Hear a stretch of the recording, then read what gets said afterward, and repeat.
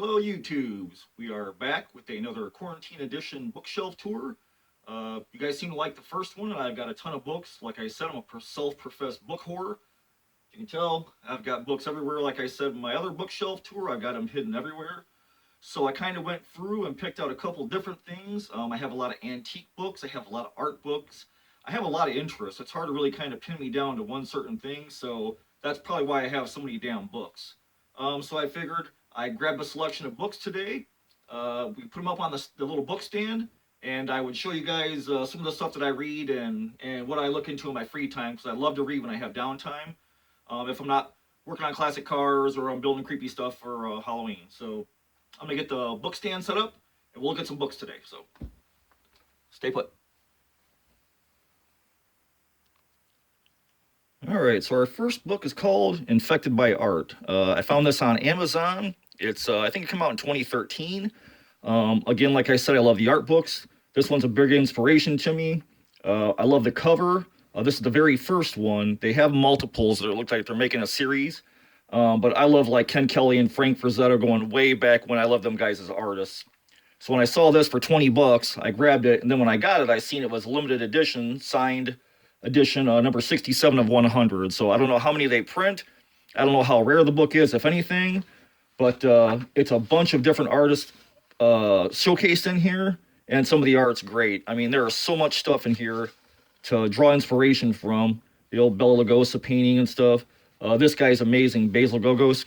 He does a lot of full posters and stuff like that. I mean, how do you not love that, man? I mean, that is so freaking cool.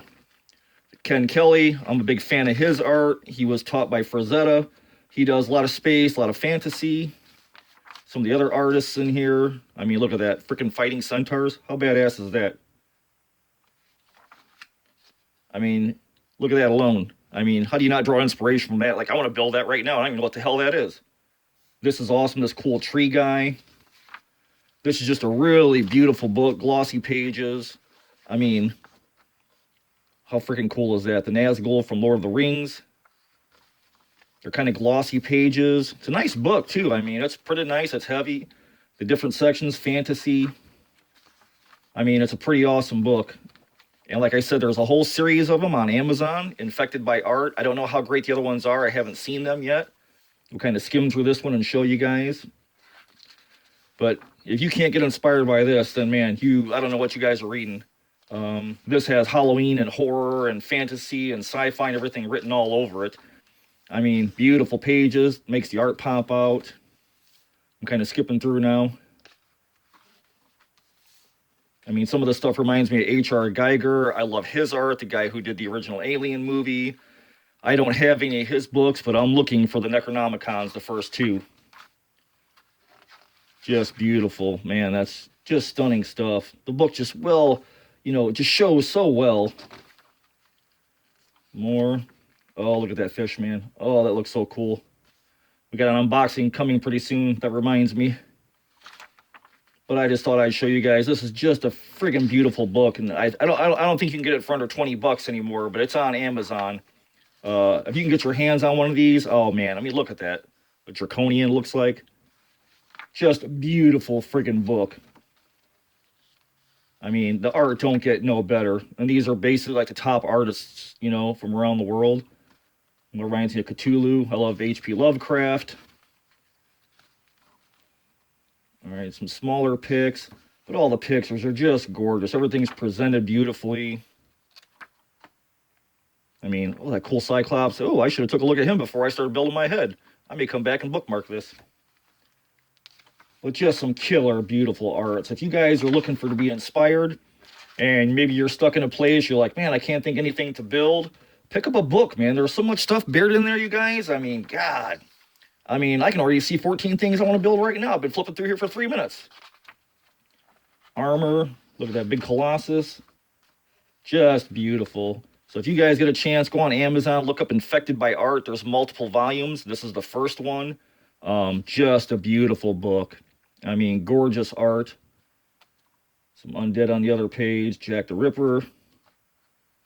I mean, that is just so freaking cool. That reminds me of Giger for sure. All right, let's see what else we got in here. space. Must be in the sci-fi fantasy section. Got some dragons. Ooh, a vampire girly. Unpublished art. So these are sketches and stuff that never made it to the light of day from concept art and stuff like that from some of the artists. But just a beautiful book. I mean, if you're going to get one book this year, let it be this one. Just a stunning book. Like I said, it's Author House, Infected by Art by Todd Spohr and Aaron Raymond. So if you look up Infected by Art on Amazon, it'll pop up. Beautiful book. Highly recommend it. Go find this, and you guys get your inspiration back. Now, like I said, I do like fantasy books. I'm also a big old school guy. This is an original first print, first edition of The Last Unicorn by Peter S. Beagle from 1968. I grew up with the movie. I love the movie. I've watched it a million times. Back in the day when it used to come on HBO 4 times a day, I would watch it 3 times a day. But this is an original first print. This is the first one that came out. This will be passed on to my daughter. 1968, Peter S. Beagle. But the book's a lot darker than the movie. If you guys watch the animated movie, which I love the soundtrack by America. Book reads a little different from the movie, but I love them both. And Peter S. Beagle also has comic books for The Last Unicorn, and you can pick those up too. I think they're by Dynamite, I think, does those. I have a few of them scattered, but not too many. But I love to read the original book when I get a chance to have it in hand. I am not an e-reader fan at all. Like I said, I'm a book whore. I want a handwritten, physical copy in my hand that I'm not relying on batteries and stupid crap. And, you know, I'm not an electronic guy at all. But that's my first edition, Last Unicorn. I think I paid $40 for this like 100 years ago. And I think I've seen this book going for $800 or $900 now. So if you guys can snatch this up for like less than like $50, man, go for it and grab it. It's a cool book, awesome story. This will be with me till the end of my days. Love this book. Another smaller book. This again, another collector book. This is the first edition, first print of Charlotte's Web. I love this book. I read it when I was a kid. I've reread it as I've gotten older. I mean, there's plays, there's the cartoon movie, and I wanted an original. So I hunted this one down years and years ago and found this one.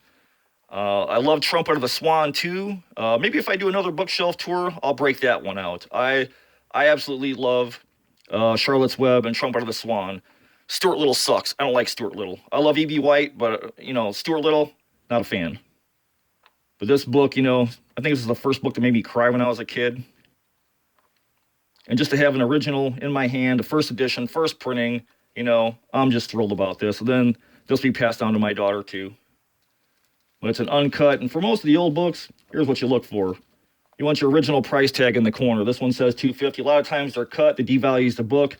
It didn't matter to me. I just wanted a first edition, first print for my own library for myself to be passed on to my kids. So that's a first edition, first print of Charlotte's Web. If you guys ain't reading this, you must be illiterate or something. I don't know. If you haven't heard of Charlotte's Web, you've been living under a rock. Great book. Go out and find one. Now, in my last video, I mentioned I was a big Jack London fan. I have a lot of antique books. I try and take very special care of them. They're in a mahogany bookcase I have in my spare bedroom, in a barrister bookcase. With my old books, I keep Arm & Hammer baking soda boxes in there, just to kind of wick the smell out and any humidity that would be in the bookcase. This is a first edition called The Wild, although you can't really see the cover anymore. Very old. I don't remember what I paid for this. It was under $80, I think. And I hunted this one for a while on eBay. This one is, I think, a 1906 printing. Let's see. Okay. Jack London, originally 1903. November of 06. So this book's 114 years old. So I'm very careful with these because the spines split really easy. And this is kind of a smaller book. A little hole in that page. I absolutely don't care about the damage.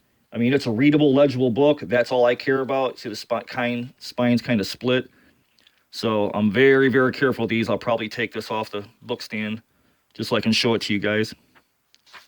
But I love this book, man. Buck and To Build a Fire and The Sea Wolf and White Fang. I mean, that's like in my DNA. These are some of the first books I was reading when I was in middle school. You got a book plate in here, maybe? Oh, there we go. With the Aurora Borealis flaming coldly overhead. But Jack London, he's awesome. If you guys have never read Jack London, go get some Jack London books. A lot of his books were published in the late 1800s, early 1900s. She's Lit by Fireflies is another one. Huge, huge fan of Jack London. There's another book plate in here. There we go. John Thornton and Buck looked at each other. But this is a great story. Perrault, the Eskimo. Those poor books had better days. And I really am hunting for a first edition, first printing of White Fang. I want all of them. First edition, first prints. I mean, like I said, I'm a true book whore through and through. But that is my first edition of Call of the Wild. Seen better days, but this book is staying with me. It ain't going anywhere. Now, speaking of ancient and collector books and antique books, another guy I love to read is J.W.Buel. This big boy is a monster. This is like an encyclopedia. I mean, look how thick that damn book is. He was like a natural history writer. He wrote a lot of like geology and places in history. Super cool guy. This book is basically more about nature and animals. I have 3 copies of this book. Because like I said, I'm a book whore. One isn't good enough. I mean, the book plates alone are freaking beautiful. This book, I think, is 1891. Manufactured in St. Louis. I think this book is 1891 or 1893. Contents. Like me, I'm a big marbled pages fan. Oh, man, when you get marbled pages in a book, I love that. Another old, just history book. And I can't imagine kids were reading this in high school or whatever, you know. You got some dinosaur stuff in there, some stuff they thought existed. Let's see. I want to try and spread this out a little bit so I can give that spine a break. Fish, everything. Mammals, another book plate, tortoises and Galapagos. Frogs, lizards.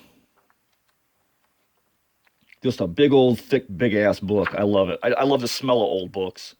Like I said, I keep all my antique books in one case together usually, so that they all stay together, and then I put Arm & Hammer in there to take any moisture out. Let's see, then there's color plates in this book. It's just a big, thick monster book. There's a section with color plates in here. I gotta find it. With just a lot of text and everything they thought back then, but all the animals of the world. Let's see. This one I had the color text. Bats. I know this sucker had color plates in it scattered throughout. Birds. Just a big animal art history book. Super cool. I thought this one had color plates in it. Maybe it's in one of my other editions. Or some other book I'm thinking of. I have several J.W.Buel books. You can find him on eBay. Very rarely can you get a book like this off Amazon. Although sometimes they carry them. But again, this is over 120-something years old. Polar bears. I mean, you think that this is what kids were reading back in the day to learn about animals and creatures and species around the world, you know? And I don't think one of my books has an inscription in it from like Christmas morning of 1899 or something. So to think that one of my books was given as a Christmas present over 100 years ago, I love when there's inscriptions written in the covers. This one does not have one. But this is The Savage World by J.W.Buel. You can find these rarely on eBay. They pop up. That's where I got mine. But I love the, the paint's all faded now, but look at the texture, man. Elephant stomping on a rhino. You got a monkey eating a friggin' lion or a leopard. How badass is that? Snake whipping around. I just love these books. Love the smell. Love to have in my collection. I'll die with these. And I think lastly, I picked this up a couple years ago. And this is a big one. The book, not that. Come on. Who don't like Elvira? This is a beautiful book. Another big, huge book. I got this from the publisher. I had to order this thing. If you saw it on eBay, it was going for like $169. Them pricks try and scam you and go buy a bunch of copies, and they turn around and resell them on secondary market. Hate them. I hate you guys. So I ordered mine from the publisher. I think I paid $60 for this. Great book. I've read the whole thing. I mean, it talks about her journey from being a showgirl when she was in her late teens, starting in Vegas. It shows how she never got raises, but she asked for more rights to her character. So Elvira owns her character. Nobody owns her. So when you see her name on a piece of jewelry or a billboard or a movie or anything, she gets paid for it. But she's got a really great story. It's another big, beautiful book, glossy pages. Talks about all the movies she was in, other than the ones that were hers, that she starred in. But man, this is just a freaking awesome book. And one day, if I can meet her, I'm going to have her sign it. And this is going basically chronological order all through the late 70s, all the way through the early 80s when she made the character Elvira. You can see the different, like the hair is down. This is a really earlier version of Elvira. Just a super cool book. A lot of information in here about her and how she got where she was and the shit she had to put up with and how she was smart and she owns her character. She owns the rights to be Elvira. Nobody else owns it. So studios can't reproduce her works or whatever without her permission since she owns the character. She has all licensing rights and everything. But it's another big, beautiful coffee table book. Man, I highly recommend this one. I've not looked this one on Amazon, so I don't know if they still have it. If it's even available on there. They only printed so many, but I'm sure it was popular enough where there was probably secondary editions. They're probably in softback, which sucks because I hate softbacks. Softbacks are for freaking savages. I try and get hardback and everything as much as I can. Okay, this goes into her movie, the first one. A lot of pictures. There's the 59 T-Bird. I love that car. It's my favorite year T-Bird. Love that big old beautiful book. A lot of movie pictures. Just a gorgeous book, man. And the second movie, which wasn't so great, but still funny. And again, it talks about her career, how she came up, who she was dealing with, how she made it this far, how she got the rights to her character. But it's mostly a great big picture book. And come on, she's easy on the eyes. Can't complain about that. Some old Halloween pics. Here she is in red, so there's some rare pictures where she's not just wearing the black slinky dress. Some Easter pics, kind of cool. Ooh, a red dress. I mean, she looks good in anything, come on. Americana, a bathing suit. I mean, I love Elvira. She's funny as hell. She's smart. She owns the rights to her character. That's super cool. So nobody else can run with it and make money off of her except for her. And she's been doing it for, Jesus Christ, almost 40 years. So, I mean, why shouldn't she own her character? But again, if you guys can find this on eBay or secondary market, I think I paid $60 for this one way back when from the publisher when it first came out. I remember seeing people spike this thing for $169 on eBay. So try and get it for as cheap as you can if you're going to hunt this thing down. But like I said, it's a big, huge book. I mean, it's, you know, got to be 12 inches tall or so. 59 T-Bird again. I love the cars. Of course, they go hand in hand for me. But this is another book that I just love. I love leafing through it once in a while. Let's see. Yeah. Some more pics.